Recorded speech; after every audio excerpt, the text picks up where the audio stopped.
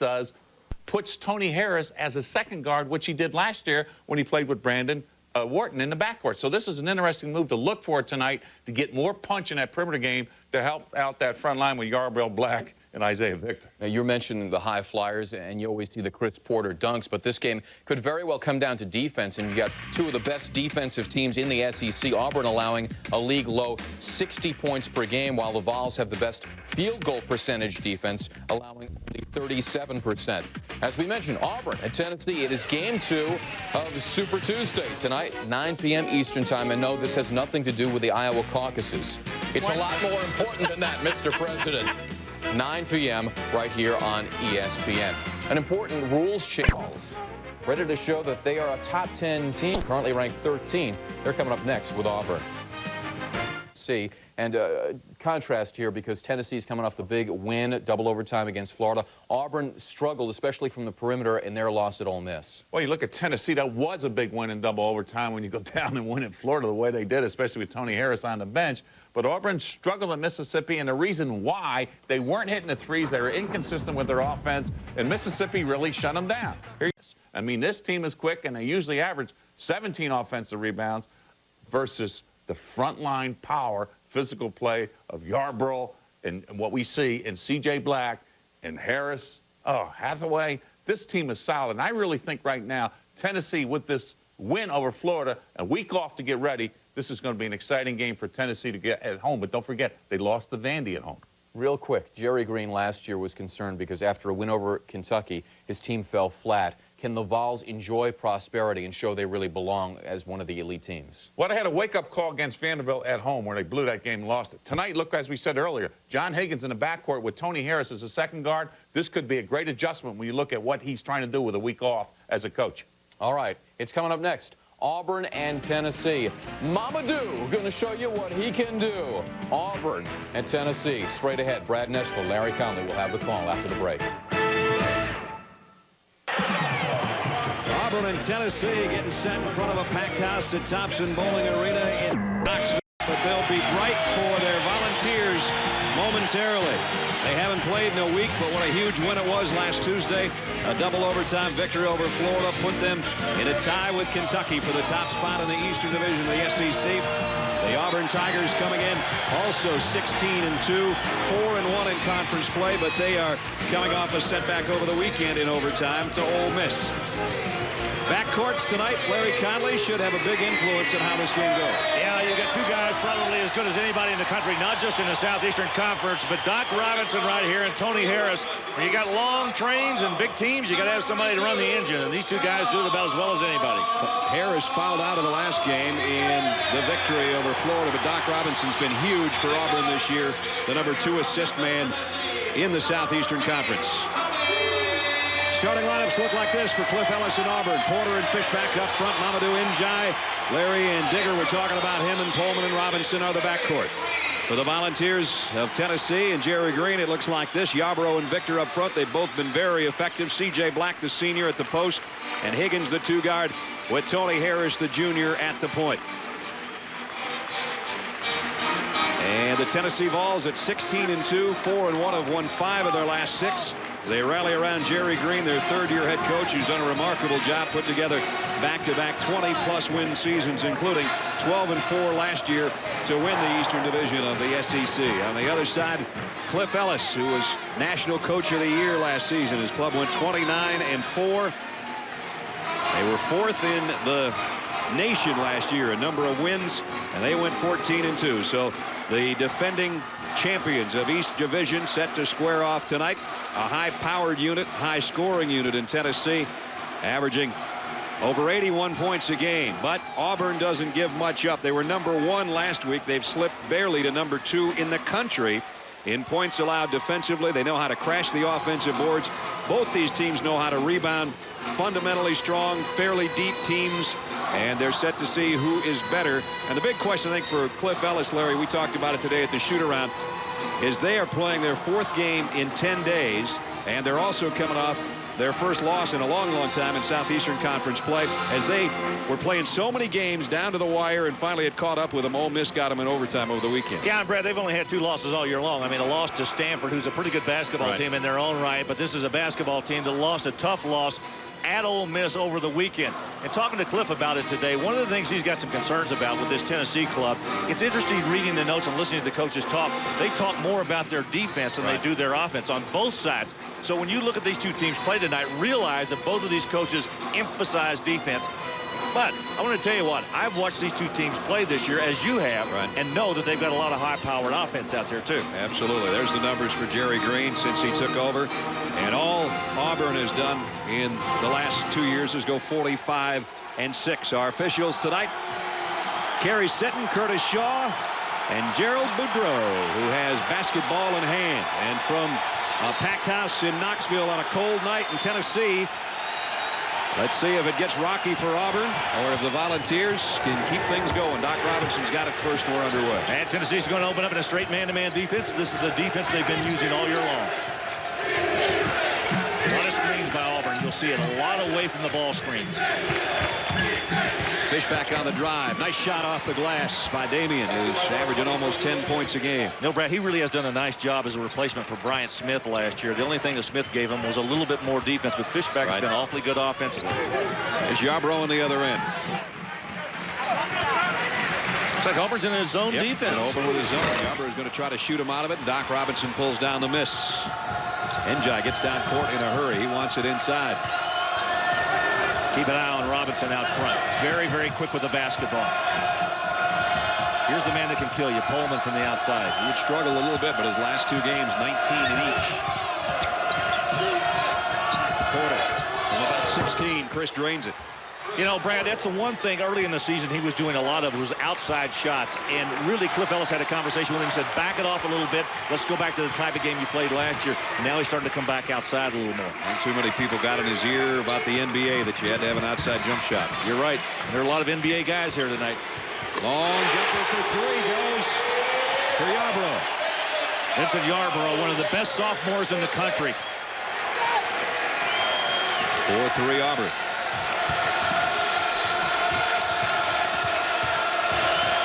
Robinson running around the screen trying to shake Higgins. And Harris on Pullman. Oh, look at that screen going on down underneath. Robinson just going to lay one up there and hope somebody can go and get it. And Njai does. And jump ball, and it's going to go to Tennessee. Isaiah Victor was pretty lucky that time. It looked like he was going to get a foul with a hold on the arm for Njai. The battle underneath. I think that's something positive for Cliff Ellis to look at.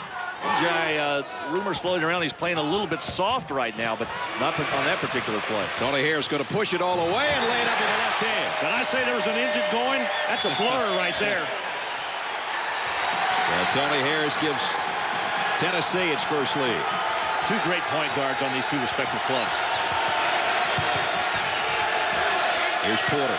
He likes it right about there with Black on him. Turns, and Black got a piece of it, but he got a piece of Porter as well. C.J. Black, who is second in the conference in blocking shots, got a piece of that one, but he picks up the foul as well. Pretty good isolation move that time by Auburn. The best shot blocker on this Tennessee team. So here's Chris Porter, who we just talked about.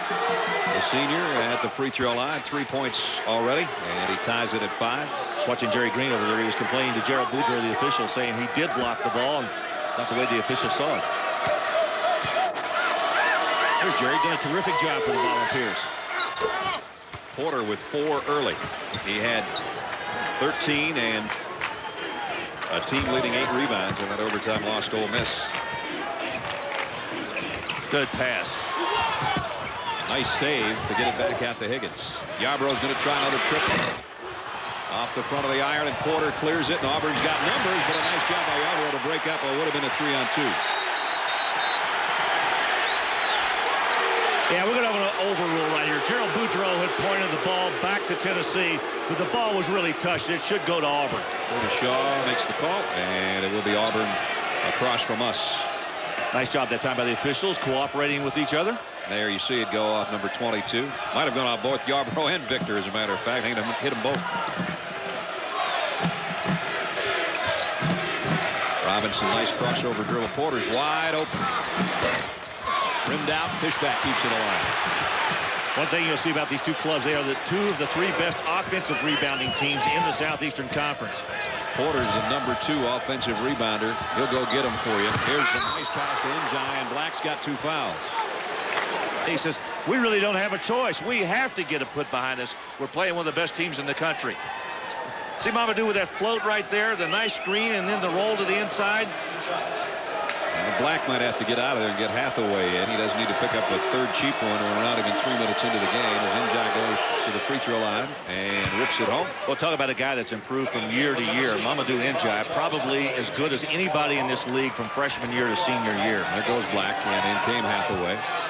Robinson and Porter both sit for Auburn. They bring in McGadney. I think that change for Tennessee might have been precipitated by the fact that that lob worked so well. Hathaway much bigger and stronger inside, muscling up on Njai. Yeah, he takes up a good chunk of the lane, that's for sure. Here's Brewer with a little one-man backcourt pressure. Auburn by 3. And Auburn has stayed in his zone defense so far in this first half. They haven't changed. And fighting for the ball and going to the floor and getting possession of the basketball with that hustle is Auburn. Nice job by Damian Fishback. Just over 3 into the game here in Knoxville. I'm going to guess we got about 17 or 18,000. Yeah, they're still kind of rolling in. A little quiet. The wind chill's about 5 above out there, I think, as it is over a good portion of the so-called sunny, warm south. Kind of glad we're not doing a game in Raleigh-Durham tonight. Oh, how about those poor people up from Raleigh all the way up to New York? Tough. Njai in close. Hathaway got a piece of it, but it's tipped in by McGadney. Terrific tip by McGadney. Good follow up there. And again, Njai maneuvering on the inside. And so much better with his offensive game. And a 5-point Auburn lead. Holman on Harris. They changed defenses. They've gone from a 2-3 to a 1-3-1. Now watch Harris go through. Pullman goes with him. Let's see if they match up out of this. They were in a man-to-man that time. Yarbrough missed another one. And a rebound, Njai. Vince Yarbrough made that first 3 and missed the last 2. The coaching staff at Auburn really likes Jamison Brewer, the freshman who's out there on the floor right now. He was added the 6th game of the year. Here's Pullman baseline. Backside rebound. 2 Tennessee guys going after it, and they knock it off each other. And Victor lost it out of bounds. Auburn early. 15:43 remaining first half. Visiting Tigers leading by 5. Mom and Dad's tuition money at work here in Knoxville, where Auburn leads 10-5. Big question was whether or not Auburn could come back after a tough loss over the weekend. As we flash back on ESPN, they come back here in Knoxville tonight. Had a good start to things so far. 10-5 with a lead. In a place where Tennessee usually dominates, this is a basketball team that has won 9 of 10 at home this year by an average of 22 points a game. And that's something. Good screen by Njai that time. Pullman trying to work his way and get open. Brewer still running things at the point. Pullman trying to run the baseline. Fishback was momentarily open, and they didn't get it to him. Good defense by Tennessee. They are really out extending on the basketball and making it tough on the wing passes. Pullman's going to wheel and try to take one over Harris. Not a high percentage shot, and now it's Njai over the back of Yarbrough. He'll pick up his first foul. Pullman has forced a couple of shots early here in the first half. Watch him again coming up this time a little bit short. Tony Harris with that arm extended. Did a job of defending him as he comes around the top of that circle. Here's full court pressure from the Tigers. And the balls will clear out for Higgins. He gets it up to Yarbrough. Now they're trying to run a little bit. Tony Harris is fouled by Brewer. I'll tell you, Yarbrough made a very difficult pass to Harris that time. Brewer had covered him up pretty closely. Don't throw the ball into the middle when there's a guy trailing him right there, Yep. one of the opponents. Watch Yarbrough right here. See, he makes that pass right there, and he actually throws it behind Harris, which makes it even more difficult. Tough pass, tough traffic. Tennessee keeps it, though, and Brewer picks up the foul, so a fresh 35. 5 minutes into the game, it's Auburn leading Tennessee 10-5. Yarbrough trying to back in, and he threw it away. Good double down that time by Auburn. They made a double team on their left side over there and got the ball in the turnover. Auburn doing a nice job defensively. Nice move by Fishback on the baseline. Didn't finish. McGadney trying to walk with it. So back-to-back turnovers, one in each direction. McGadney took a Auburn stroll that time. He had about 4 or 5 steps.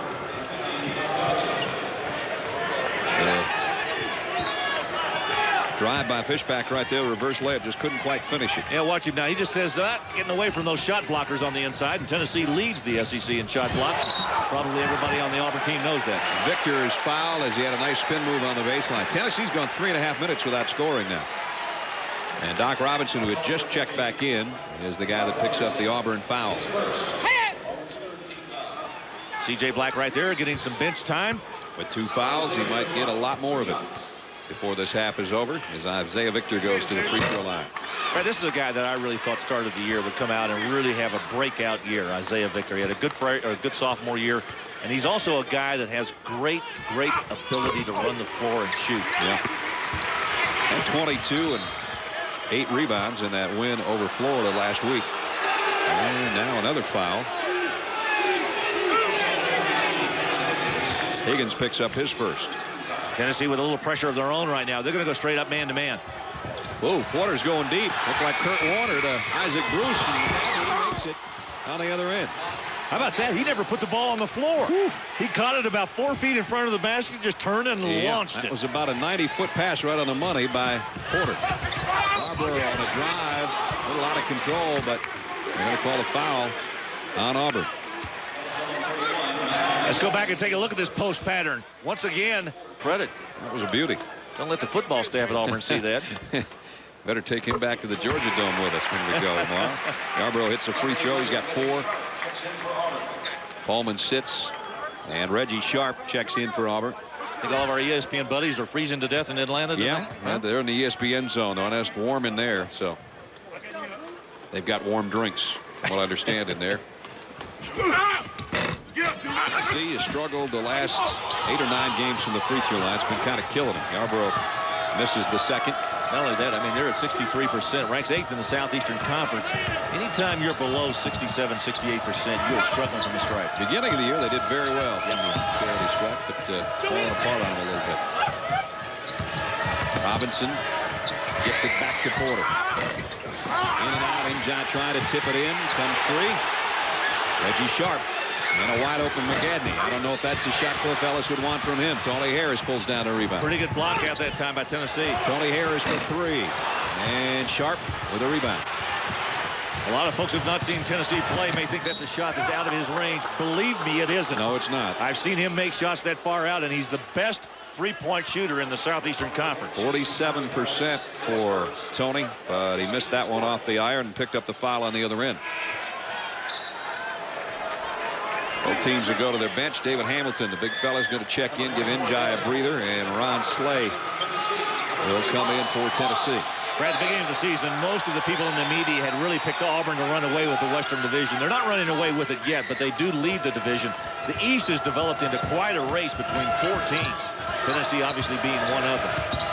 Nice cut to the basket. Sharp couldn't handle the pass from Porter. Turnover Auburn.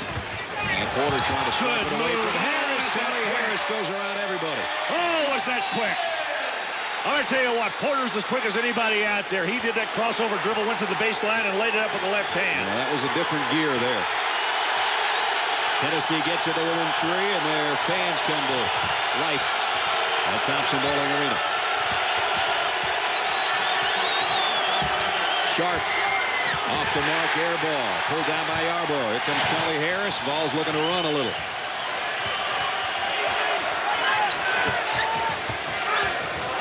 Move it around the perimeter. Yarbrough's got to look to try to tie it. Got it. He can do that. He's had sort of an up and down year himself, but tonight he looks like he's on target. Couple of threes already. 5 straight for Tennessee. We're tied at a dozen. Inside, Doc Robinson quiets things. His first basket. Right, you know, you always look to guys who rise to the top. Doc Robinson is one of those guys. When they need a basket, he has always been there. In fact, he won 1 of their 4 games, and 3 of the last 4 they played. He won a big one for them. Foul from behind by Hamilton. David picks up his first. Cliff Ellis always says big plays come from big-time players, and that's what Doc Robinson and Chris Porter do so often for this club from Auburn. Porter had a big shot against Mississippi State to win the game for them, hit a 3. Robinson hit a big one against Kentucky. which gave them the win. Big three-pointer. His mom was at that game. She just jumped right into our post-game interview with him. I said to him today, your mom was a TV star the last time I saw you. And a foul inside. Good move to the basket. Now, once again, remember that Isaiah Victor is 6'9", putting the ball on the floor, taking it to the basket. Well, this is a guy that can really play. He's up about 25 pounds from last year, too. While he's still wiry, he's stronger than he was a year ago. Yeah, Porter backed off a little bit and gave him the alley to go down the lane. If you're going to defend, you've got to defend with your feet. Porter backed off and gave him a little bit of the Olay defense. Victor got that one. It was a bad-looking free throw that fell in for him. Back to the bench. Fishback coming off the bench. Starter. Brewer also checks in. Doc Robinson gets a breather. Isaiah Victor 20 or more in 2 of the last 3 games, and he's off to a 2-for-4 night from the stripe so far. He's going to go out and get a little breather, and Marcus Hayslip checks in for him. Right, you can notice that both of these coaches use a lot of players, and that's not unusual because they go 9, 10, even sometimes 11 deep in a game. That's how much talent these two clubs have. Auburn's got 10 guys that are in that 9-minute up to about 28 minutes a night. Doc Robinson being the most used. Somebody got a hand on it, or that would have brought the rim down. Ron Slay picks up the foul. Well, Jamison Brewer did a nice job going down the right side, right in front of the Tennessee. No doubt about it. He's 2 for 2 at the free throw line. 4 points for Porter, the consensus preseason SEC Player of the Year after winning that same award last year, and also the leading vote getter on the preseason All-America team. Yeah, we talked a little bit earlier about him getting away from his game, the game that he played last year, where he just simply attacked the basket. Seems like he's getting back into his game now, back to the flow. Del Baker on a drive with a little finger roll. Very nice. Ties it back up at 16. Under 12 minutes, first half. Brad Nessler and Larry Conley from Knoxville. Battle between the top in the East and the top in the West of the Southeastern Conference. Both 16-2 and both 4-1 in conference play, and it's dead even with 11:35 to go first half. A good matchup between two good clubs in late January. Good defense out front. Brewer. Reggie Sharp's going to have to hurry. 7 on the shot clock. Had one rim out. Oh, that hurts. Hamilton got a hand on it. That's a push. Fans aren't going to like that call on Hayslip. Gerald Boudreau, the official, down underneath. Once he caught the ball, Porter was in no position to move, and Hayslip just gave him a little nudge.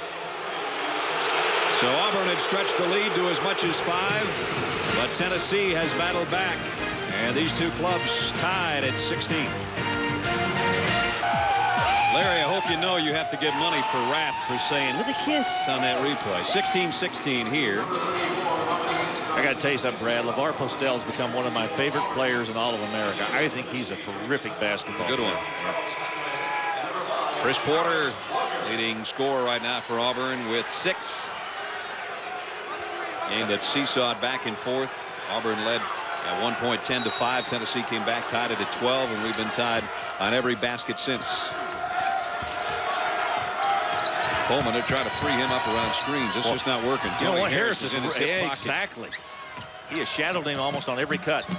Inside, good spot for Porter with Slay on it, but Slay does a nice job defensively. Fishback for 3. And Coleman a rebound. He's going to go straight back up with it. He got another offensive board. Still can't get it to go. And now Tennessee comes out of there with Walker. Well, he had those 2 shots right in his crosshairs, didn't he? Yes, and Walker misses, and Slay pulls it down, but Porter's going to get called for the foul. That's his second. Look at Slay. Now, you talk about somebody that'll chirp. I mean, he's going to talk trash with anybody that's around him. He has some fun. Jerry Green says 30 years of coaching, I've never coached a guy like this kid. You know what he said? I had some guys tell me earlier from Tennessee that when they went up to Pitt to play, said they walked in the place, and the guy selling popcorn, Slay gets on the guy selling popcorn because he's not doing a good job of it. He says, you got enough butter on the popcorn? Out of Nashville, played at Oak Hill, team that went 31-0 last year. It's a good player. Very solid player. That's his first point of the night. He was runner-up to Vincent Yarbrough as AAA Mr. Basketball back in '98. Yeah, that was before he went to Oak Hill. Yep, right. That was when he was a junior. Got them both. So it's Tennessee in front by a deuce.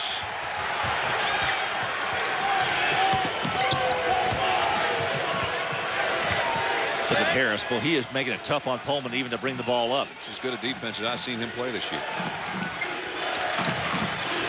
Slay trying to battle underneath. Boy, he has really got one going in there with Njai. Porter runs around a screen's got Hathaway on his back. And Walker, a little touch foul. Wasn't much to it. Harris Walker trying to keep up with Doc Robinson. A lot of screens on the outside. What's Bumba do, Njai, right in the center of your screen right there. On Slay trying to keep him away from the inside post position, so he wheels, sets a screen. Hathaway gets around it. Porter trying to work to the other side. Then Njai goes back out top to set another screen. Walker gets around it, and there's the bump right there against Doc Robinson. Active big guy. Njai up to about 245 or so. Still fairly thin looking on a 7-foot frame. Doc Robinson, his third point of the night.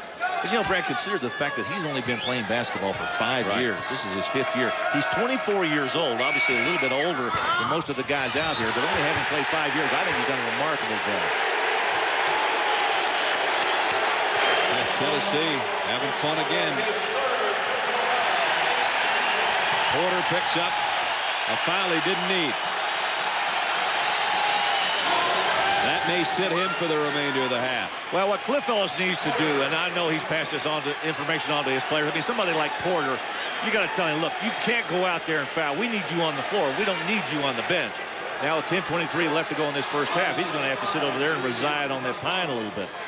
That changes the look, obviously, of the Auburn lineup. McAdney will stay in there with Fishback and Njai. And Slay goes back to the free throw line where he hit his last two. He's got a solid headband there, though. Easy to spot. Both teams, 8 of their last 10 points have come from the free throw line. So we're not seeing a big field goal explosion by any stretch in this one so far. Well, we talked about at the top of the show the fact that both of these clubs really like to talk about their defense. And tonight both of them have played good defense. Slay. 4 straight from the stripe. Tennessee by 3. It's the most they've led by in this first half all night. Good pressure by the Volunteers again. Straight up man-to-man. Look at Higgins on Porter. Or on Robinson. Look at Robinson handle it. All the way himself. The doctor makes a house call. At the midway point of the first half, Tennessee 20, Auburn 19. Number 13 leading number 7 by a single point. Yarbrough gives it right back to Higgins, who's open for 3 and nails it. Nice shooter from out there. He's launched a few. He came into this game with 90 for the season. He had a huge three-pointer in the overtime win in the overtime session against Florida when Tony Harris had fouled out in regulation last week. And that is his 34th three-pointer of the year, and it gives Tennessee a 4-point advantage. Higgins once again trying to get on Robinson. Look at Coleman work. Coleman almost tied up. Got it back out to Robinson. Fishback's almost got to be a scorer now with Porter on the bench. That three-pointer comes out on him, though. Slay the rebound. Slay giving good minutes to Jerry Green's club right now off of that bench. Tony Harris back pedals. Missed a 3. He says he was fouled and he might have a case. Njai running the court. Look at him run the floor. The 7-footer running the break on the left side. Njai with 4 in the lead, back to 2. I always like that title. I said the guy who can run the floor well, you bet. Yep. Big guys that can do that have got a big advantage. Higgins, Hathaway, Yarbrough, Harris, and Slay on the floor for the Volunteers. Yarbrough's going to keep trying. Off the mark. Robinson may have altered that shot just a little bit. Tennessee doing an awful lot of three-point shooting right now. Higgins gave up one and looking for that one.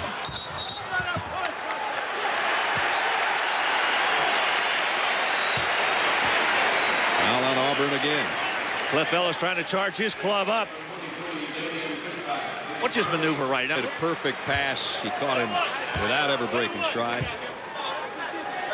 2-point game, but Slay back to the free throw line trying to change that. Came in shooting 76% from the line and hasn't missed in 4 attempts tonight until now. And the rebound, Njai.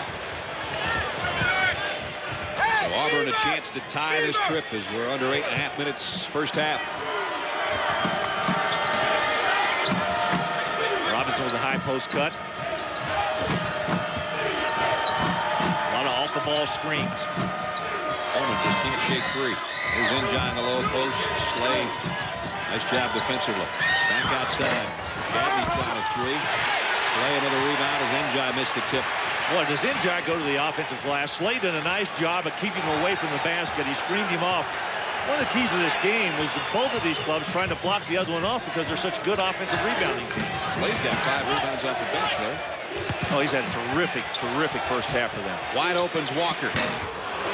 And the rebound, McAdney.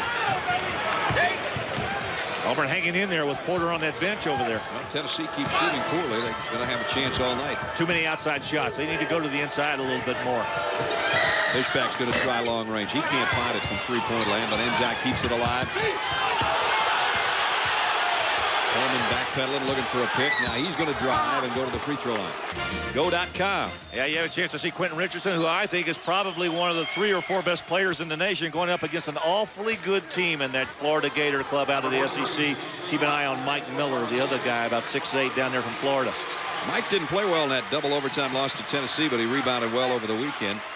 And C.J. Black, Jerry Green's going to make his move now to get his big fella out there and get him some more time. He's got 2 fouls, remember. 7:21 remaining in the half, and Pullman got them both from the free throw line. So most of the scoring coming from the stripe.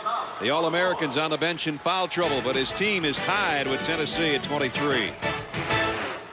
Nessler and Larry Conley back in Knoxville. Tennessee and Auburn tied at 23 in this key SEC battle with 7:21 remaining. Our game summary looks like this. 15 shots from the floor for Tennessee, Larry, and look how many have come from three-point land. Yeah, and they're not hitting the mark at all. 3 out of 10 so far, 30% from beyond that stripe. And as I said, they're one of the best three-point shooting teams in the Southeastern Conference. One of the things that is happening in this first half is we've got a lot of free throws. Yeah. I mean, there's a lot of fouls going on. Already Auburn 9 of 10 from the free throw line, and Tennessee 8 of 11. There's Chris Porter with the 3 personal fouls. Probably won't see him again this half, I wouldn't imagine. Tennessee, I think, read too many of their stats coming in with 146 threes, second only to Arkansas in the conference. They've been launching them, but they haven't been finding anywhere to touch down, except off the back of the iron. Here's Higgins. Got about a 16-footer from the elbow and nailed it. A little bit more patience on offense that time by Tennessee. They got inside that three-point line and got a good shot. Robinson and Brewer, Hamilton, Fishback, McAdney on the floor for Auburn. They almost threw it away. And Black, ooh, that was dangerous. Trying to knock it away from McAdney from behind. Remember, CJ's playing with 2 personals. Almost picked up the 3rd one there. You see McAdney look at Jamison Brewer, the freshman. He says, look, if you're going to give me the pass, bounce the ball in there. That's right. Don't throw it in the air. Bounce the ball so I can reach down and get it. Not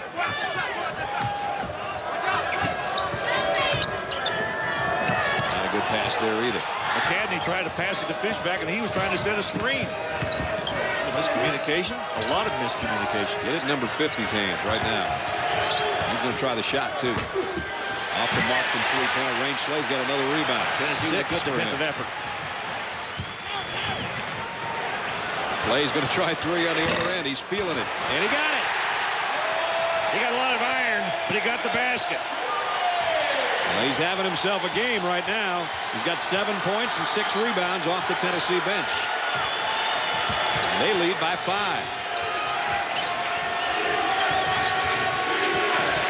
Tennessee doing a nice job on that ball, on the ball defense. Look at Victor right there on the game. Nice cut to the hole, but he lost the handle going up. Fishback had an easy backdoor layup, and he missed it. Check quickly. Robinson got back to slow Harris down. Victor wheels on the baseline, and Tennessee's warming up. Volunteers doing a nice job now, getting the ball inside. Cliff Ellis wants to talk about it. Jerry Green wants to slap some rear ends on the way to the bench. Tennessee up 7. 7 straight in the last minute and 40 seconds for the hometown Volunteers, including this baseline drop in by Isaiah Victor. And it's the Vols by 7. 7 here in Knoxville in the first half with 5:44 to remaining. Watch this good outside shooting. Ron Slay right here burying one from the front of the rim, the back of the rim, and the bottom of the net, and asking for a little reaction, and he got it. That was one three-point shot. Watch the maneuver by Isaiah Victor on the baseline right here, coming over the block with a little turnaround jump shot in the bottom. And, of course, that's only going to make the Tennessee coach, Jerry Green, very happy with a little rational exuberance. 7 straight points by Tennessee, and they lead by that 7th. And Slay's done a great job off the bench. That three-pointer that banged around and fell home. 7 points, 6 boards. Nice balance. Yarbrough's got 7 points. Higgins with 5. In fact, Higgins and Slay have 12 of the last 14 points for Tennessee, and Chris Porter can only look on with 3 fouls. We won't see him again this half. Pullman pulls up, didn't get the roll. Njai didn't get the tip. Victor got the rebound. I guess you could say Pullman's got the green light just about any time he wants. And tonight might be one of those 4-way stops for him, the way he's shooting. Brewer lost the handle. Just flat turned it over. Tony Harris runs. And Diaz. Nice move.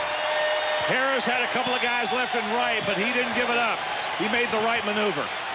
9-point Tennessee lead with 5 minutes left in the half. They really missed Porter being on the floor, Brad. And Auburn looks tired too, Larry. Fishback's looking at a place to just get rid of this thing. And finally did. Got it to Hamilton. Bounce pass Njai, and he lost it going up. But he was fouled. I'm not sure where this beginning of this play for Auburn began, but Jamison Brewer trying to get the ball up the floor just lost it. Tony Harris knew what to do with it. Pullman trailing on the right. You see the move right there. Njai tried to get there, couldn't, and Harris with another basket. He is so quick. It's like he may have hurt his knee or his ankle. Well, he is trying to walk it off. He's had some wrist and hip and ankle problems all year long. I don't know if this is... Looks like he's holding maybe his knee. We hope it's not his knee. Maybe he just re-sprained his ankle or returned his ankle as Njai hit the free throw. And he goes all the way to the end of the bench.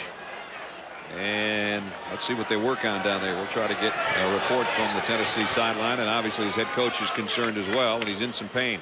2 key players out now for each club. Porter over on the bench with some foul problems, and Harris obviously with an injury problem. Mamadou Njai, 5 points. And he got the roll. Right next to Tony Harris in some obvious discomfort. Can't tell if the trainer is applying some sort of, it's the knee. It looks like the left knee. That's the last thing you want to see. Higgins going to pull up for a 3. Missed it, but he's going to the free throw line for 3. Njai, that's the worst foul in basketball, obviously. That's the 11th commandment. Thou shalt not hit somebody outside the arc. There's Tony Harris again. They're applying the ice. Just looks like above the left knee. I'm wondering if he bumped knees with somebody. You know, sometimes that happens. Yep. Hopefully that's all it is a bruise. They're saying that foul was after the shot, so not 3 free throws. Higgins missed the first. Another one of those freshmen we've been talking about tonight. We've talked a lot about Ron Slade. John Higgins, another one of those good players. Struggled a little bit in SEC play, but a pretty solid player for them as a backcourt guy for Tennessee. So after all, that foul by Njai was not a commandment breaker. So no confession for him tomorrow. He's free. That's just a 2-point thing, and he only got 1 free throw. That's not a bad trade. No.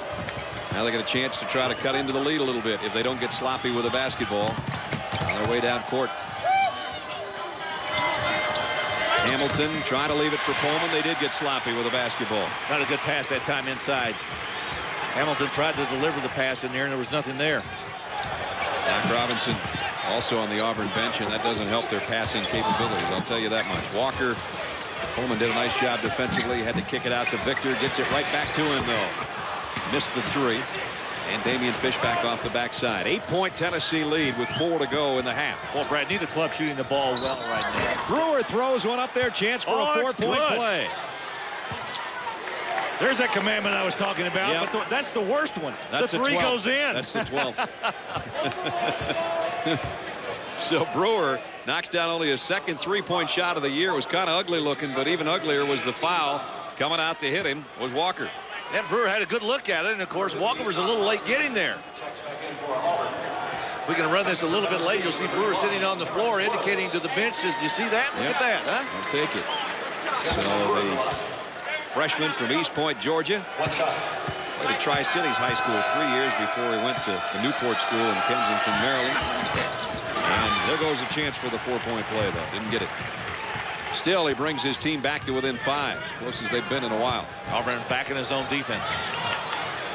Watch Robinson Pullman kind of work that outside. Victor launches one. Tipped in, though, underneath.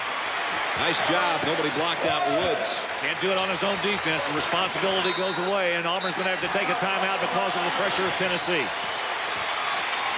So the lead is 7 with 3:39 remaining in the half. Cliff Ellis takes a timeout. Gives us a chance to remind you, coming up on Thursday night at 7 on ESPN. There's going to be a makeup game for you, North Carolina and Maryland, because of the snow of that top-ranked Cincinnati team. Yeah, that triple-double came against a Memphis team that Cincinnati absolutely dominated, and they did the same thing to Marquette on Sunday night. Kenyon Martin, I think, in line to maybe even be player of the year. There's a guy that had a chance at the beginning of the year, and that's Chris Porter. He's had an up-and-down sort of year right now. His number's not as good as what he had last season. By the way, I want to correct myself. That Maryland-Carolina game was scheduled for tomorrow night, but they already canceled it because of the 1.5 feet of snow in the Raleigh-Durham area, so that's why it got moved to Thursday. 3:25 remaining in the half. It is Tennessee leading 7th-ranked Auburn by 7. Appeared to be limping, and then was away from the ball for a few moments. Now here's a look. This was offensively. He goes up, his left knee turned in a little bit as he went to the basket, but that didn't appear to be a problem because, as you can see, he's not going to be limping. He's going to be complaining about not getting a foul call as he goes to the other end. Then he plays defense for a whole series, and all of a sudden he pulled up right in front of the bench. So we did not see it, and we still don't have word, hopefully by halftime, they'll let us know what they think it might be. Yarbrough inside. Nice move. Well, but see, he had Doc Robinson posted up in there on that block. That's why I don't understand why Tennessee does not go more to the inside. I know they're a good three-point shooting club, but they've got guys that can do that inside. Victor can do it. Hathaway can do it. Yarbrough can do it. Well, with 9, leads the way right now. Good balanced scoring, though. Hamilton in and out. Victor up high for the rebound. I think it's obvious that Cliff Ellis has decided at this point he's not going to get Porter back in the game for at least the remaining part of this first half. Higgins open for 3. Got it. His second of the night. All of a sudden it's double digits. Biggest lead has been stretched to 12. Auburn's in a serious danger zone here if they don't find some offense. They do not want to go in the locker room down double digits to this 13th-ranked Tennessee team on their home floor. And somebody threw an orange on the court, I think. And that's going to take a little while to clean up. Jerry Green says, you know, if you're going to throw something, throw dollar bills or something. Not an orange. It's going to take us 5 minutes to clean this mess up. They've got plenty of orange color in yes, this they do. place. You could hide one of those babies any place in here. Big crowd on hand tonight for this one. John Higgins having an awfully good first half off of the bench. In fact, Tennessee's had a couple of guys play well, the freshman Higgins and the freshman Slay. Higgins driving and dropping another one in the bottom of the net. That's his second 3, as Brad said. And then on the other end, watch right here. Nice move by Brewer on the inside. He goes back to try to get his own rebound, and he goes off his right arm. And about that time, the orange came flying out of the stands. Larry Beal and Digger Phelps will come flying out of the studio coming up at halftime. The Courtyard by Marriott halftime report. A tournament last year, but obviously a chance to redeem themselves this year. I think this is a very good club. Auburn has only 8 field goals in this first half, though. That's not going to do it usually. Back to the action. Yarbrough on a drive. Got it. A chance for a 3-point play. How many times has Tennessee been successful taking the ball inside, either pushing it, driving it? They are so good inside with their people. I don't know why they don't have more offense down in there. Look at Yarbrough pushing, going deep into that defense and drawing the foul. And he's got a chance for a 3-point play. The sophomore out of Cleveland, Tennessee. He's in the top 10 in 5 statistical categories in the SEC. They wave it off. Violation. Lane violation. Yep. I'm not sure who stepped in there, but I'm sure Yarbrough will say something to them at halftime. Yeah, exactly. 9 straight points for Tennessee in the last couple minutes. And Auburn is in some trouble right now, trailing by 14. They looked like a tired club. It was something Cliff Ellis was concerned about. 4 games in 10 days. Tennessee well rested, hadn't played in a week. And then Chris Porter gets 3 fouls in a hurry. That'll make you look tired. Nice pass, Doc Robinson and Njai in close. Well, you got 2 guys right there, one who operates well inside and the other one delivering passes from the outside, which is one of his greatest assets. Second assist of the night for Doc. And we approach 90 seconds. Victor, nice spin. And he's fouled as he spun. Gadney picks up the foul, his second. Auburn's got 3 guys with 2 fouls and Porter on the bench with 3. Brad, I've talked about this in the first half, but it is so difficult to beat Tennessee in this building. I mean, they have absolutely dominated clubs in here this year. And last year, 14-1 last year. The only team that really came here and got them was Vanderbilt. Yep. Very surprising. But Dan Lange, who is the leading scorer in the SEC, came in here and just lit them up. Yeah. The only team that got them last year was Ole Miss. Had a 16-game home running streak that Ole Miss snapped. That's the only one they lost here at Thompson Bowling Arena last year. Ball knocked out of bounds. Last touch by Yarborough. So Auburn with the ball, but trailing by 13. Here comes the long ball again.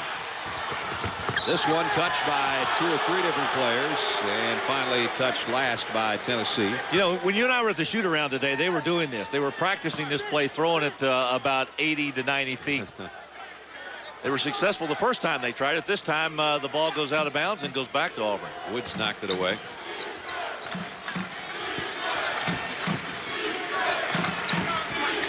Njai wants it down inside. Hathaway, good defense.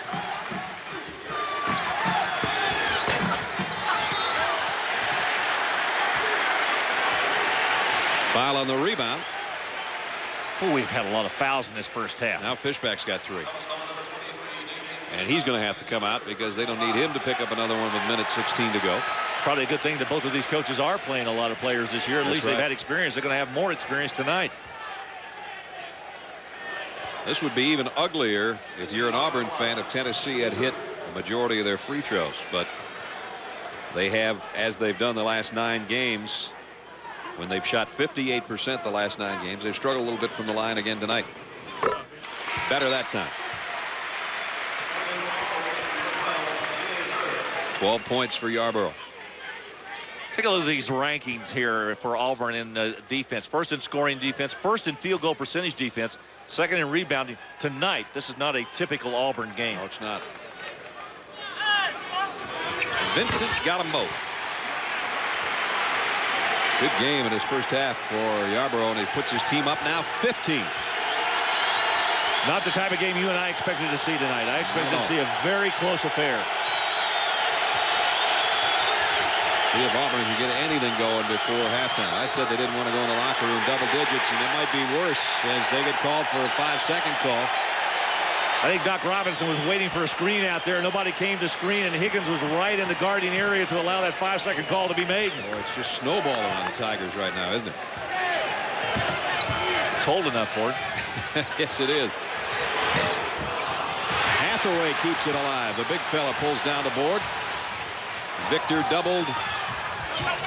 Higgins, nice ball movement. And Yarborough for 15.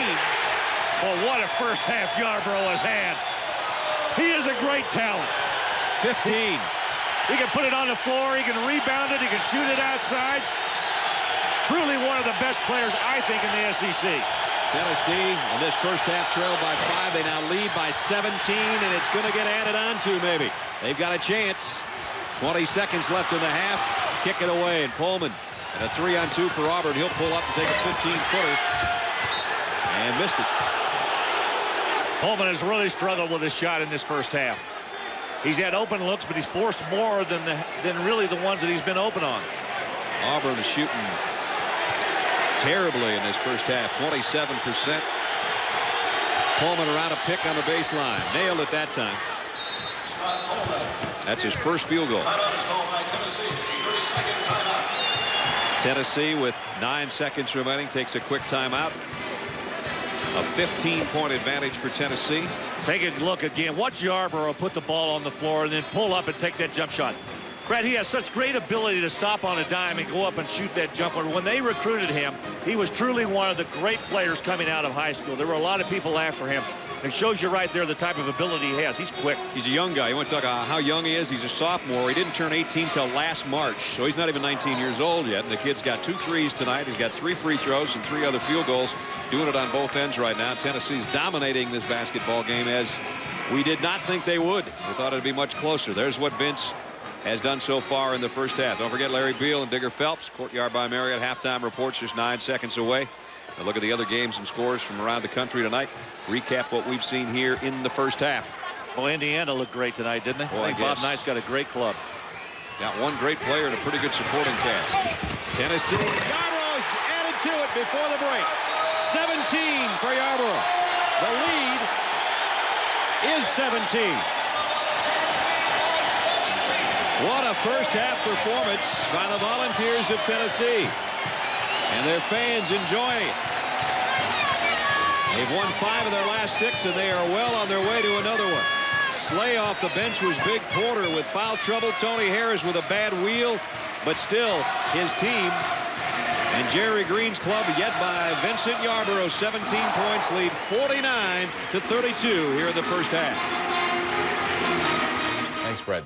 This is shocking, but the key point of the game, at 10.5 minutes left, Chris Porter picks up his 3rd foul. It was a 1-point game at that point, and right after that, Auburn went right down the tubes. And Tennessee comes out, their first 15 shots, 10 of them threes, then they finally decide, let's go inside, and yeah, you're right. Chris Porter, where are you? They need him. He's got the great fro, but he needs to get in the game.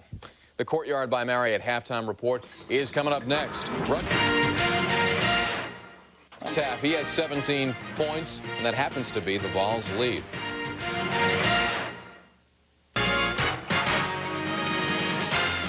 ESPN's exclusive presentation of NCAA basketball is brought to you by Alta Vista. Smart is beautiful. Well, Vincent Yarbrough, you see, scoring there, was the man in the first half for the Vols of Tennessee. They lead by 17 at halftime. 49-32 over the 7th-ranked Auburn Tigers. And Yarbrough was pretty much all over the court in that first half. Larry did a little bit of everything. Well, he was YK2 and YK3. That Yarbrough killing Auburn with 2s and 3s. You saw the 3, there's the deuce. But he also was strong to the basket on the inside. Yarbrough had a big first half. He's had an up and down year, but tonight, Brad, he has really played well. 17 of their first half points statistically in that first half. 55% for Tennessee. And it's been a tough night for Auburn. Had they not hit 11 of their 13 free throws, it could have been even uglier. And Tennessee warmed up after starting cold from outside the arc. 5 out of 15, both teams 21 rebounds. But when Chris Porter went out with 10:23 remaining in the half, 31-15 was Tennessee's run after Porter's foul trouble, and he had to sit out half of the first half of play. So with him back in there, let's see if Auburn can make a dent in this lead, or if Tennessee is just going to go on and keep on rolling as they did in the first half. There's a double down low on Victor. Baker moves it around, and Higgins will take a 3. Rimmed out. Battle for the rebound. Great offensive rebounding. Chance for a 3-point play for C.J. Black. Brad, on that particular trip, Auburn was in a zone with 4 guys with Pullman chasing Yarbrough. Just keep an eye on that to see if, in fact, they're going to continue to do it in the second half. But when they went to this zone, there was no blockout responsibilities, and C.J. Black, who spent a little time on that bench in the first half in his own right, came right back and got the first field goal to start the second half. C.J. didn't get the free throw, but it's kept alive by Tennessee. Trying to go back to feed to the inside, and Porter with a steal. Tennessee only had 4 turnovers in the first half. And a 3-pointer by Fishback goes, and that'll help the cause. Well, he's the one guy that can go outside and shoot that well. He's right at 38% out there. Gives him a lot of offense. Ryan Smith gave him a lot more defense and maybe a lot better all-around play, but Fishback has put up some good numbers this year. The lead had swelled to 19. That 3-pointer cut it back to 16, and Auburn will have it in their own front court. Robinson, Porter, Fishback, Hamilton, and Holman on the floor. Don't count these Tigers out. This is a very talented team. Fishback will try a triple. Way off the mark. They don't want that kind of shot, though. Baker, nice crossover against Robinson, who cuts him off with the pass on the baseline.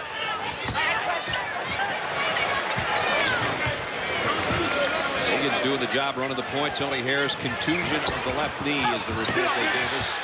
And he may have a chance to return, but I would doubt it the way things are going, why they'd want to use him when they're up 18 points. And Doc Robinson lost it to Higgins. Not a good inbounds pass. Baker taking Porter to the hole, knowing he had foul trouble. And Black on a step back, and he's got another chance for a three-point play. And Hamilton says, you know, what am I supposed to do? Brad, 3 baskets in the second half for Tennessee, all of them on offensive rebounds. They don't have a single shot off of their offense. Every one of their points has come on an offensive rebound. Watch C.J. Black power back up. It's the reason he's as strong as he is on the inside. 6'8", 255. He'll go back to the free throw line. Well, it's a good, strong power move right here. He's got Hamilton on one side and Fishback on the other. Got the free throw. The lead is swelled to 21. And Auburn having trouble with the inbound again. Stolen by Victor to Yarbrough. And Black finally gets a handle on it and throws it away. Well, it's Tennessee dominating this basketball game. They have absolutely taken it over on both ends. Completely. Fishback's going to keep trying until one of those things falls in. Finally, that one does. Auburn has attempted 3 shots. Fishback has attempted all 3 of them, and 2 of them have gone through, and they're threes. Victor on a cut to the lane. Porter. And they're going to call Porter. No, they're going to call the offensive foul on Victor. That saves Porter what would have been his 4th foul. Well, I'll tell you what, the Golden Globes just happened. I think maybe he would have qualified for one on that. Watch again. Porter going down. Oh, please, please. And I think the officials are saying maybe there was a timeout call. Oh, kick ball possibly going to reset the clock. Yeah, that's what it is. Now, wait a minute. They're going to give the ball to Tennessee. Maybe it was a violation on the baseline. You know, it's a spot throw in. You can't move. Oh, and Fishback ran the baseline. Yeah, right. That's exactly what it was. Yes. So Tennessee gets it back. Victor, nice little spin. Didn't get it. And Porter. That's the thing they could have used with some rebounding in the first half, if not his scoring with his foul trouble. Coleman has tripped away, almost lost it. Well, they just won't let Coleman loose, will they? Dale Baker's right in his lap. Porter going to try to create something on offense. His finger roll didn't go. And now a foul. And it's going to be on Hamilton. And Hamilton's going to be out of this thing if he doesn't watch out. That's 3 quick ones this half, 4 for the game. Brad, let's go back and take a look at this violation right here. You see on the baseline, Fishback right there. Now, you cannot move. That's a spot throw in. And the official caught it right away. So did you. Victor. Robinson clears off the miss. Auburn with a 4-on-2. Coleman's going to get a look this time. Still can't connect. Kept alive by Fishback. Chance for a 3-point play for Damon. Back inside for a good offensive rebound. Damian Fishback. A chance for an old-fashioned 3, and he got it. That's it to 15. With 17 to go. See if Auburn's going to stay in that zone. They're going to straight man-to-man. Looks like a straight, they're going to play zone. Looks like a matchup. Inside, Porter just swipes it out of there. Yeah, Black just lost it. He just threw it right into his lap. Fishback going to do it again. I thought he was going to pull the trigger. Baker got to him, and then he lost the handle. And Victor gets it right back for Tennessee. It's amazing sometimes get a player gets in a zone, just thinks he can do no wrong. Maybe Fishback's feeling that right now. He's done it this half for him, that's for sure. And he's pulling up his shorts and trying to play some defense. Trying to instill some life in this 7th-ranked Auburn team. Black on the baseline. And it rolls around. Tipped in. Yarbrough. Yeah. He and Victor both were up there. 21. That's how many he had in the overtime, double overtime win over Florida a week ago. He's got 8 rebounds to go with it. That's closing in on a double-double for him. Coleman with a nice move across the lane right there. Victor tried to get up and block the shot. Coleman very quick at releasing the ball. He's got to be. He knows if he can't get a spot-up shot, He's got to do something to get rid of it, or it's going to get knocked out of there. Volunteers came into this game with 120 blocked shots, almost 2.5 times more than their opponents. Victor with a great layup. Victor's first basket of the second half. He's got 8 points for the game. And Baker strips it from Pullman. It's going to be a layup for either he or Yarborough. It'll be Baker. I think Cliff Ellis wanted a foul, but he's going to ask for a timeout right now. Del Baker said, little brother, you're not getting this. I did the work for the steal. I'm going to take the jam myself. And a lead back to 19. Cliff wanted a foul call on Pullman, bringing it down court. And didn't get it. Well, that's one of those nights. You know, when things are going wrong for you, I mean, no matter what happens, you just cannot get the call. See Pullman right there? I think Baker might have gotten the ball. I thought it was a pretty good swipe. Now Baker bringing it. He almost turned it over. Pullman trying to bring the ball up against Baker. To watch it again. If anything, he may have pushed on with his left arm a little bit, Pullman did. And if you don't know, folks, Vincent Yarborough is Del Baker's little brother, and he could have given it up to him, and he said, forget about that. I'm taking it. Forget about it.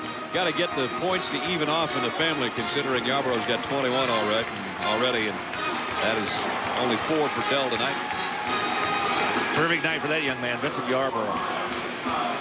Look at those numbers, huh? On his way to another double-double. At 21 and 10 against Florida. 21 and 8 so far tonight, and a long way to go.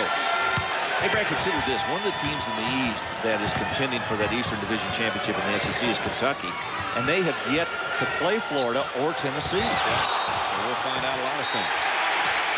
And they call a traveling violation on Auburn. And that is 12 turnovers. With 15-12 remaining in the game. Right now, Tennessee's got this one in hand. They've stretched it to as much as 21. Auburn, in disbelief, looks at the scoreboard and sees 62-43. 62-43 Tennessee with 15-12 remaining in the ball game. Brad Nessler and Larry Conley with you from Thompson Bowling Arena, Knoxville, Tennessee. And apparently Tony Harris didn't like our call from the locker room. He's decided he's going to come out and at least watch this thing, limping out on the bad left knee, and they brought a stationary bike out for him to try to keep the knee warm. I would see no reason in the world why they would ever put him back in the lineup with this big a lead. But he's going to try to keep the knee loose anyway in case they need him, I guess. I don't think I've ever seen this before. I mean, if a player is injured, he stays in the locker room and tries to work on it in there. I guess he got tired of listening to us, wanted to come out and watch the game live. That's right. So anyway, Tony will get a little bit of a workout in. Got to set that thing for hills now. Yeah, right. Set the hills, yeah. Tennessee shooting 52% to Auburn's 34% from the floor tonight. And Porter knocks it away. Chris trying to do what he can to get his team back in it. He sat out the majority of the first half. Went out with over 10 minutes to go with 3 fouls, and that didn't help Auburn's cause at all. Victor out there on the Njai. Good cut by Njai inside. It looked like he got bumped by Yarborough trying to make the cut through the lane. But the officials really have done an awfully good job of cutting that down. Guys can go through there pretty much unmolested now. 15 to go. Porter from about 18. He's fouled by Yarborough. Back-to-back fouls by Vincent Yarborough. The most complete coverages, you'll see it all. Chris Berman, Mike Tirico, Stuart Scott, Mark Malone, and a cast of thousands throughout the week from Atlanta. And the 2 quarterbacks, Kurt Warner, Steve McNair, the numbers they put up this year.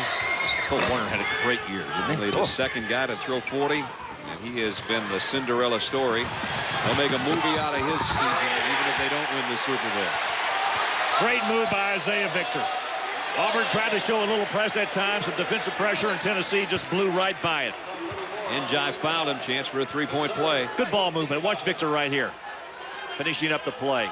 You know, guys make good passes, but it's only good when you finish the play. And that means making the basket. Victor with a good protection of the basketball, pulling it back, making sure he got the blow and the basket. Isaiah got the 3-point play out of it, too. 11 points for him. He has 11, and Yarborough 21 of the double-figure scores for the Volunteers, and their lead is back to 20. Porter, air ball. Njai trying to save it off the backside, and it comes back into Porter. And he still missed in close. And Del Baker will shag it down in front of the Auburn bench. Nothing going well tonight for the Auburn Tigers. Nope. Looks like it's going to be 2 losses in a row after having won 14 straight. And traveling violation on Baker. Interesting communication that time between Gerald Boudreaux and Curtis Shaw. Boudreaux looked at Shaw and said, "I've got the call. It was a travel before the foul." I think probably he's right, too. Like a good call. Porter's only 1 out of 6 from the floor and 2 rebounds. He's a non-factor so far tonight. Sets a nice pick there for Brewer. Fishback. Air ball again. 2 air balls in a row for Auburn. Let's see if they can save this one. Nope. All they did was pick themselves up another foul. Good hustle at a time by Higgins. He hustled down the floor. John Higgins got in good position to try to get that ball, and he got fouled by Fishback. That's 4 on Fishback. So he's got 4. Hamilton's got 4. Porter's got 3. Njai's got 3. A couple of air balls in the second half by Auburn, and Njai tried to throw it back in play. Cliff Ellis wondering what he can do to slow down this Tennessee juggernaut. Cliff loving it. Right now, go back to Auburn and put this one behind him, maybe, the way it's going, unless there's a dramatic change. Yarbrough missed a 3. Sharp with a rebound.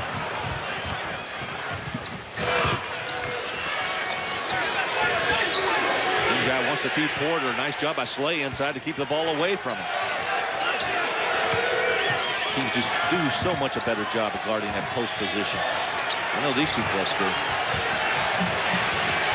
Robinson running the baseline, trying to get free for a shot. Kicks it back out to Reggie Sharp for 3. And that's 3 straight 3-pointers taken by Auburn, all of them way off the mark. Game gets kind of sloppy when it's a 20-point basketball game. You start doing things that really is not part of your offense, and I think Auburn's doing that right now. Well, I'll tell you, you can bet that Tennessee has not forgotten what happened to him last January 2nd at Auburn. They got routed by Auburn last year. See, Porter 90-62. Porter standing in there wanting the basketball, and they're not able to get it to him. A little bit better ball movement that time as Sharp drew the foul came from the inside. Don't you think they remember that one last January? Absolutely. Man, they had Tennessee, or rather Auburn had 3 guys that had double-doubles in that game, which is a school record. They just routed Tennessee, and tonight the same thing's happening to them. Sharp, another missed 3. Auburn's not had a lot of success in this building the last 2 times. They came in here against Ohio State last year and lost in the regional. Yep. Thompson Bowling Arena has not been good to them their last couple of trips. Slay fired up. He battled for the rebound. I don't know about this. I mean, if you've got a 20-point game, I mean, unless his knees, it really feels all right. Obviously, it does. I was going to say, unless it, with the facial expressions that he showed, is not as bad as what he acted like it was, I wouldn't put him back in the ballgame. Great interior defense that time by Tennessee. Mamadou Njai tried to get it up. Tennessee wouldn't allow it.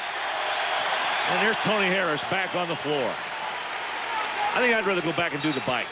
Yep, me too. In fact, I'd put him back on the scorer's table and give him some headphones to listen to the rest of this game if I was the coach. He's going to shoot right away. Slay keeps it alive. With a little hook inside. He'll go to the free throw line. 7 rebounds for Slay tonight off the bench. To go with his 7 points. And Njai now has 4 fouls. So Slay, a good-looking freshman. 4 Auburn players with 4 fouls, and 2 of them are starters. And one's their main big man off the bench. It's a little of a dispirited group over there, I would say.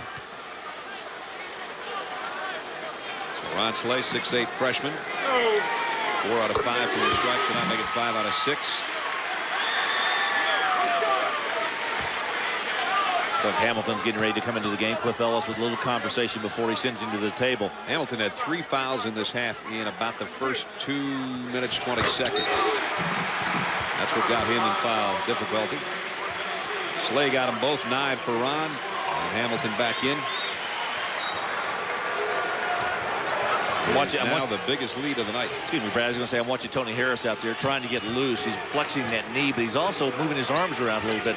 You got to remember now, not only was he out for that first part of that, or the last part of that first half, he sat in there at halftime, and then about 4 or 5 minutes of the second half. Auburn had gone about 3.5 minutes without a field goal, and finally Porter ends that drought. 10 points for Chris Porter. Harris does have a little bit of a knee brace on that left side. He's open. Well, cut to the hoop. He's still limping though. There's a lot of season left. To be up 22, I just don't know. Well, we were told by the Tennessee officials that he had bumped knees, and oftentimes you get a bad bruise in a situation like that, but it's over with and it's gone in 3 or 4 days. But yeah, but isn't structural. I guess it's not a big thing. But right. Slay with another rebound. His career high is 10 rebounds. I think he's got 8 tonight.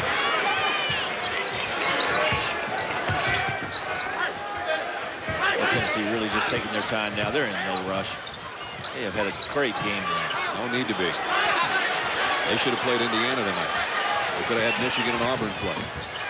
Harris throws one up there.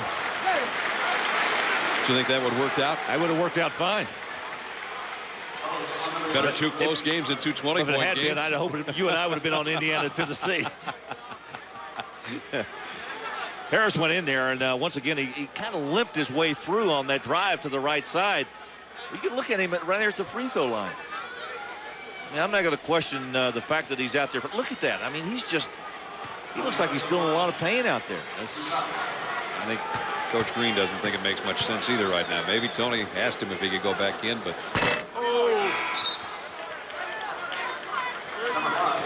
now watch this move right here. I mean, he's not going in there with a lot of authority, and he's just kind of, after he lets go of the ball, just kind of hobbling, going to the left side on that block and going around the Auburn players. You know, I would just sit him down. I mean, it's a 20-point game. He's got 9 points, and he'll probably limp to the bench. And Jerry Green's just saying, Tony, you know what? This is it. That's probably his last field goal of the night.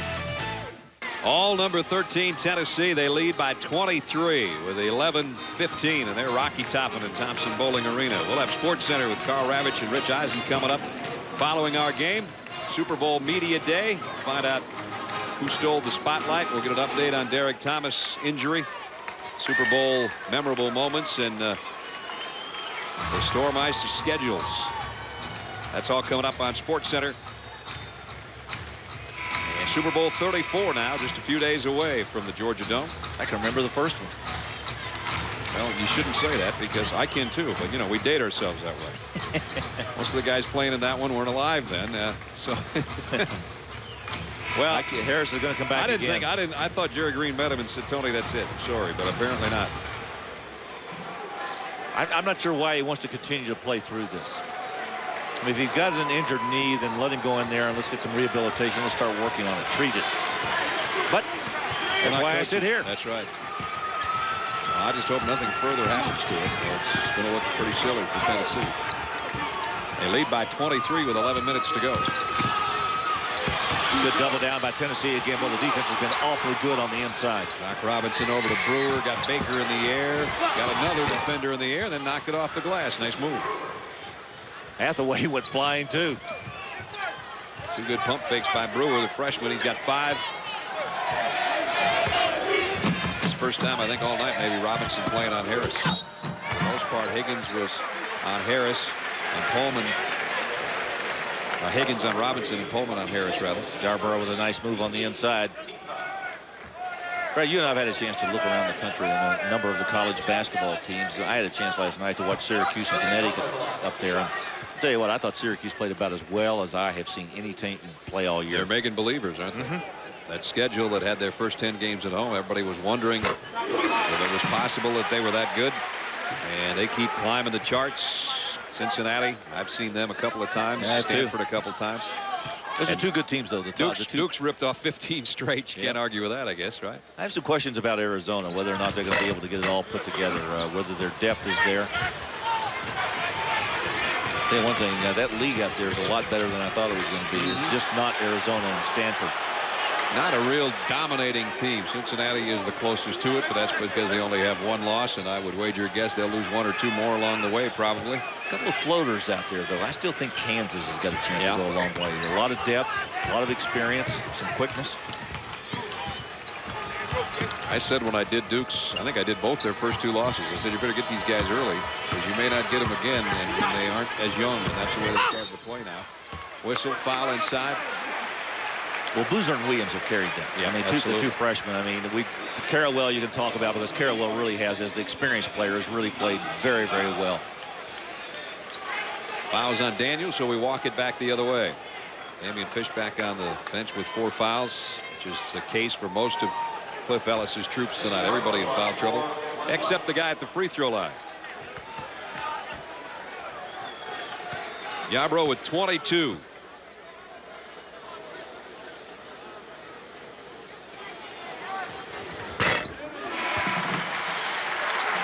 There's Fishback coming back out.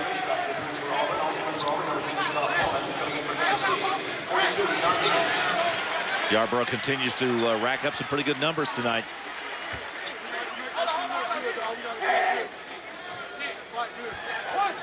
Jerry Green's got a pretty good chance here to win this Eastern Division again. They've got to go up against Kentucky next Tuesday. You and I will be there in Lexington to have a chance to do that one. Kentucky has a little retribution on their minds. They lost twice to Tennessee last year. We'll be up there with about 24,000 of our close friends. Most of them like you a lot better than they like me, but I don't know. They like you a lot. Nice pass to Pullman. Blocked inside. Slay might have picked that one up. On the battle for the rebound, it is going to go on. Slay, his third. You know, Pullman should have known better. Once you get the ball down inside, you just cannot go up against this Tennessee club. They block shots so well. Look at Pullman trying to go up. Hathaway is right there to knock it away. Good move there by Porter on the follow-up. Porter with the bucket, 73-51. Backing in, Porter, nice job to strip Slay of it without picking up his 4th foul. You got a Hathaway with a travel. Tennessee, as I said, only 4 turnovers in the first half. It's gotten a little sloppier in the second half. They've done a pretty nice job taking care of the basketball tonight. Brad, we talked a lot about these two clubs tonight, but consider the fact that here is Auburn. There's another block. Hathaway. I'll tell you what, there's nothing in there that's going to go up there clean. If it's not rejected, it's going to be altered. What's this move by Hathaway? Hathaway was such a promising prospect as a freshman, one of the top rebounders in the conference. A shot blocker like this, and then the blood clot in the shoulder, which really derailed him. And Slay picked up the foul.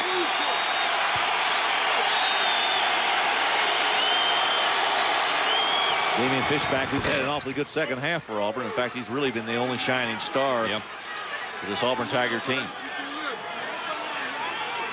12 points tonight, 10 this half. But you often wonder what happens to a basketball team coming in. I mean, here they are, number 7 in the nation, and they're going to be 2-3 in their league.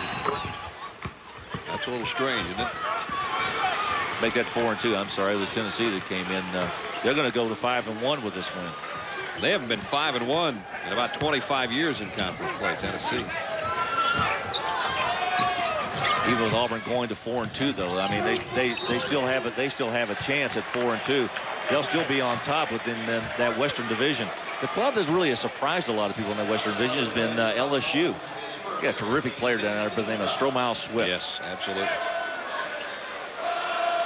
Standings coming in tonight. Here's how they look. Tennessee and Kentucky were tied for the top spot in the East. Auburn alone there with Arkansas on their tail. And Auburn looks like, as Larry said, it's going to be 4-2 here in about 9 minutes. Tony Harris still playing on a sore left knee. And 10 points for him tonight.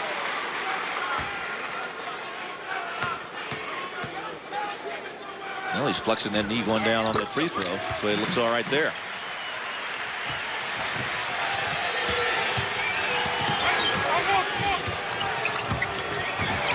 Into the lane to quarter.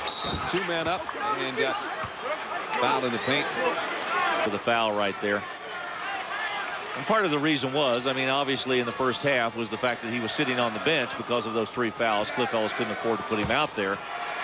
But he's going to have a chance to clean up with a lot of points here. So tomorrow it's going to look like he's got a lot of points, but most of them came after the situation was already determined. 7 of them in 7 attempts have come from the free throw line.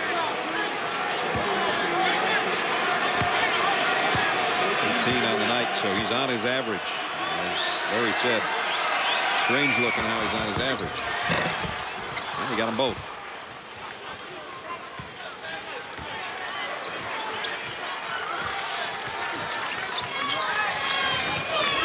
Under 9 minutes, 20-point Tennessee lead. And Fishback overplaying the ball and almost came up with a steal. Now it's 3-on-1. A nice hustle by Brewer to prevent what would have been an easy slam for Tennessee.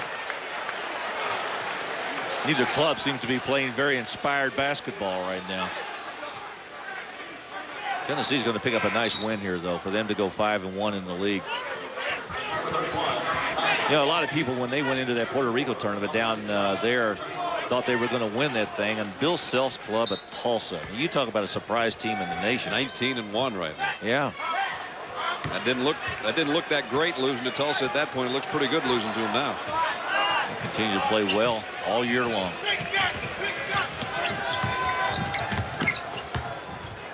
Five on the shot clock. Black has a look, and Njai got him, and that should do it for Mamadou. Mamadou is Mama gone. Mama don't play anymore. He's fouled out.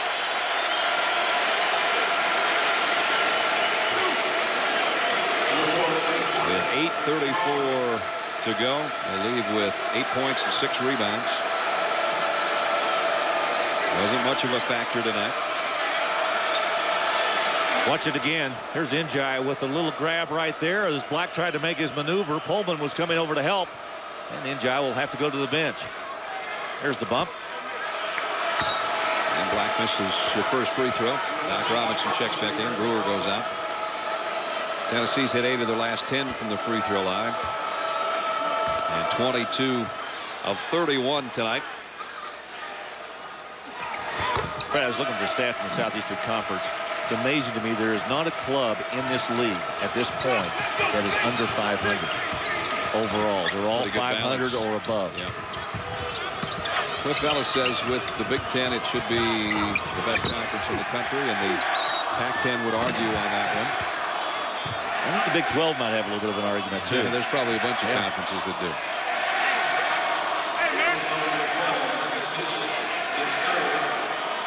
And Hazlett picks up another foul. 8:22 remaining. You know, all the times that you and I watched Auburn play last year, I had them several times. I think one of the things that really helped them get to where they were last year, particularly getting into the NCAA tournament and getting the #2 ranking in the nation, was the fact that nobody really expected them to do well. Right. So they went out there, and when they played, not everybody gave them their A game. Well, this year, they got the big target on the back right now, and I think that's the reason that everybody's come out after them. And they were just going to have to accept that. I mean, it's one of the things that Cliff Ellis and I were talking about today at the shoot-around. Whenever you develop the reputation of being a good basketball team and a good program, people are going to come out after you, and that's what they've got to go through. Good news is the program's better. Bad news is everybody thinks you're Kentucky or somebody and wants to knock you off. McGadney got both free throws. Tennessee's starting to develop a little bit of that reputation right now. They are. Harris driving against Pullman. And now limping on the baseline after colliding with Pullman.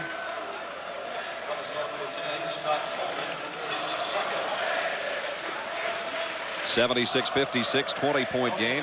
Hopefully Super Sunday will television. Super Bowl 34, the Tennessee Titans and St. Louis Rams. Al Michaels and Boomer Esiason will bring it to you on ABC, and you'll see Eddie George and Marshall Faulk, two of the best in the business, leading their teams. It'll be interesting. Who do you like? Well, until I at least get out of Knoxville, I'm taking the Titans. I'll see if I change my mind when I get home tomorrow. Fishback inside. Rebound comes off to Yarbrough. All I know is that there are a lot of people coming into our town. That's right. Larry and I still know some of the places you don't need a reservation to eat.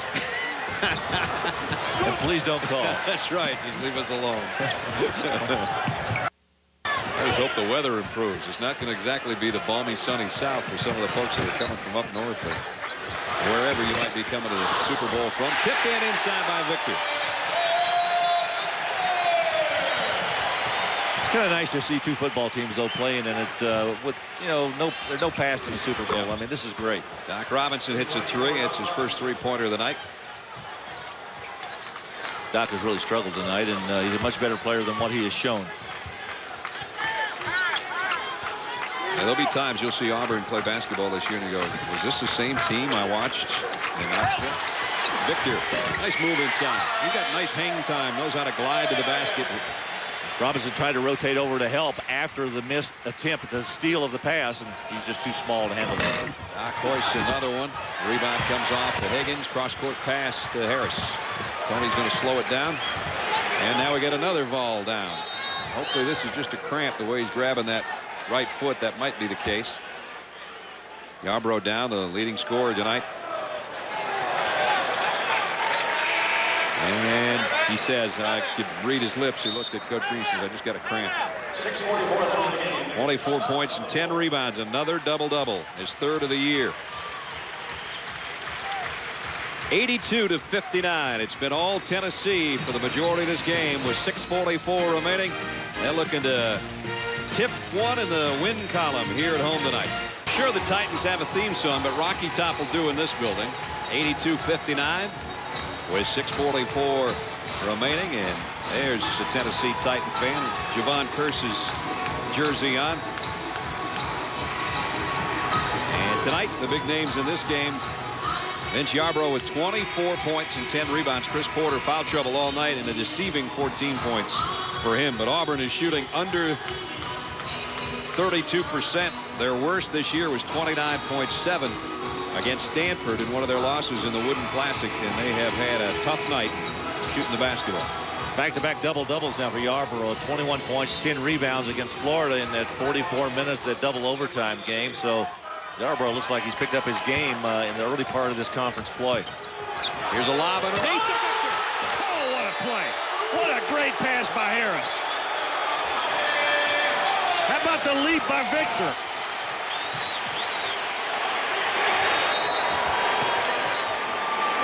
And a whistle foul on the other end. That might be our play of the night. Yep, that was a beautiful feed from Tony Harris. Here it comes. Look at Victor, how high. Oh, great timing. And that's all it is, a timing play between the guy delivering the ball and the guy catching the ball. Harris to Victor. So the Victor goes the slam. Chris Porter on the other end is going to go to the free throw line. Chris is racking up points at the stripe. Hasn't missed tonight. 8 for 8. Still going. 15 points. Only 4 rebounds, though, for the #2 offensive rebounder in the conference. And much of that's because you can't rebound sitting on the bench. Tell you one thing, he's improving his free throw percentage. Yes, he came has. into this game at 66%. It's going to be much higher than that when he finishes. 84-61. Just over 6 to go. Tony Harris playing against Doc Robinson. Sports Center will follow us just a few minutes away. Victor leaving it on the baseline. They're going to call an offensive foul on Isaiah Victor. Player control foul by Victor, trying to go down the lane and deliver the pass into the right-hand corner. It's been a quiet crowd tonight. I mean, we've had a couple of things, explosions, but it's been kind of quiet. Once they got Auburn by the throat, they kind of lost interest a little bit.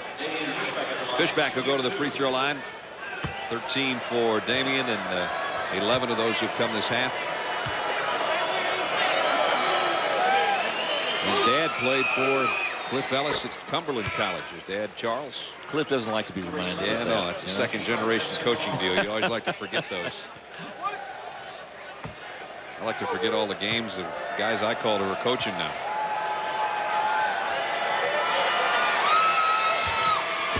And he got them both. 15 for Damian. Well, Auburn just have to go back, regroup, and get ready to play another one. Even though they're going to go to 4-2, they're still going to be on top in that Western Division of the Southeastern Conference. We got Mississippi State at home. Saturday afternoon. That would be a way to get healthy if they could win at home. Get back in the win column. Tony Harris still driving. I'll tell you what, that knee didn't look like it was bothering him very much on that drive. He went right down the lane, and nobody from Auburn challenged him. Every time he scores, you can't even tell it's bothering him. Every time he gets fouled, he limps all over the place. It's amazing how that works. Porter, nice move to get his man up. Got his own miss. Tried again. And they go back to the stop. Looks like he might have maybe favored that knee just a little bit when he did the jump stop. Chris Porter 10 for 10 from the free throw line. That'd be perfect. By my calculations, you got him again. You're the one who set him up though earlier. You said his free throw percentage would go way up after tonight. So you started it. From where he started it is. This young man had a terrific year last year. He was a preseason conference selection for player of the year in the SEC. In fact, there were some publications picking him as the player of the year in college basketball. He was on the preseason All-American team. 17 tonight for him, so it's going to look like an almost All-American type of night when really he missed half of the first half. Yarbrough on the other end. Kept alive by Black. And CJ on the baseline and stripped by Porter, but he stepped on the baseline. Brett, I think oftentimes, you know, a player like Chris Porter who had an opportunity to come out last year, he could have gone to the NBA and play, but he decided to come back and play his senior year. He wanted to play one more year with Auburn. So he comes back, and he's not having nearly as good a year as he had last year. His numbers aren't up to what at least we saw from him last year. Right. And that kind of, it's got to be very disappointing to him. I mean, he got another good one right there with Black on him. But he's back playing again, and I give him credit for that. I mean, he could have walked away last year and Absolutely. gone to the NBA. Tony Harris on the other end and a fadeaway jumper. Black trying to find the handle, comes free to Harris again. We'll try a three. Got it. Well, I'll tell you what, we're talking a lot about Harris's knee. Right now, it's his arm that's doing all the work. He's got 18.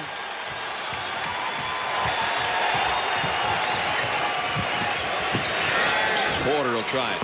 And you were right. As a three-pointer goes for Chris. You said he'll end up with 21 and nobody will ever know he had a bad night. You're right. I'll tell you what, though, that's a pretty good shot right there. He's had two pretty good long-range shots. 16 this half, 22 for Chris Porter. You would never think it in a million years. Had all that time out in the first half. I think had he been around the first half without those fouls and been playing and been on the floor, he would have been much better off. Nice obviously. drive by C.J. Black. The big fella goes in and deftly puts it in with the left hand. 8 for C.J. There's a strip by Black. And gets it to Harris. Yarbrough with a good slap from behind, a good pickup by Black. Black going to try a three. He thought about it. Davis will do it instead. And he got it. Vegas Davis. Vegas gets a head rub from his teammates. Brad, the score last year between Tennessee and Auburn was 90-62. It'll be pretty close to that this year. Hamilton in scores. reverse. I know. Hamilton scores inside. Tennessee has hit the 100-point mark twice this year, and I don't think in a million years they thought a club only giving up 57 would give them 100 tonight. But they got plenty of time to pick it up. And now the chants of overrated are rained down on the Auburn Tigers from the fans here in Knoxville. Certainly tonight it's been all Tennessee. Maybe Tennessee's underrated. Victor inside. 19 for Victor. 24 for Yarbrough. 18 for Harris. Yeah, those are three guys who have given them awfully good performances tonight. Pretty good bench play tonight, too. Slade gave him good minutes. 9 players have scored for Tennessee tonight. Here's Tony Harris weaving through traffic. 96-71. That might be two. Harris is going to pull it back out. I think Jerry Green has passed the word on. Look, let's just run our offense. Let's don't try to do anything fancy. Let's use some clock and get out of here. Foul on Chris Porter. Well, Chris played all the way down to 2:23 the second half before getting his 4th foul.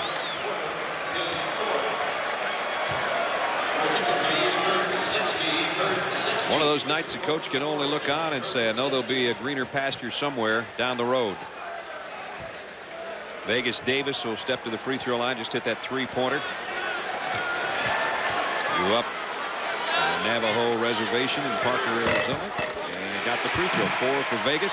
Coming up, Sports Center, Carl Ravitch, Rich Eisen, and a cast of 1,000 Super Bowl Media Day. Who stole the spotlight? We'll find out. We'll have an NFL special report on the real Super Sunday. And an NBA update. Will Rodman return from what it looks like maybe with Dallas as a mid-season addition. Tony Harris goes out with 18 points. Played on a bad wheel much of that time. Davis trying to battle for his own missed free throw. And Yarbrough sits with 24. He's done for the night. 2:20 remaining. All Tennessee. Vols getting set to go 5-1 in conference play. ESPN's exclusive presentation of NCAA basketball is brought to you by Courtyard by Marriott, the hotel designed by business travelers. Tony Harris with the head rub on Vegas Davis, who hit the last Tennessee three, 97-71.